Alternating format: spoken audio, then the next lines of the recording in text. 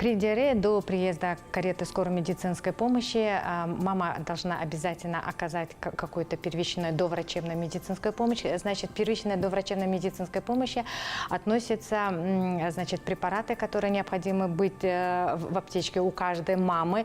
Это регидрон. Регидрон часто используемый препарат, поэтому я так думаю, в аптечке он у всех находится. Значит, первый, значит, он идет в порошке, один порошок, или же называют ее саше. Одно саше мы разводим на литр теплой кипяченой воды. В регидроне в составе очень большое количество комбинация минеральных солей для восстановления, чтобы не было регидратации, не было обезвоживания. Значит, мы даем дробным методом, вне зависимости от возраста ребенка, по одной чайной ложке через каждые 5-10 минут. Но если ребенок больше 1 года, то количество достигает от 10 до 15 миллилитров. Но состояние ребенка и сам понос может только определить уже врач.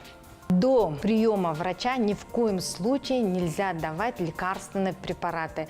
Во-первых, надо определить переносимость лекарственным препаратам. Это должен определять врач.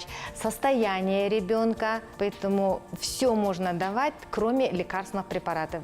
Под все подразумевается в виду оральная регидратация. То есть регидрон и обычно обильное питье. Это вода. Но все это дается только дробным методом.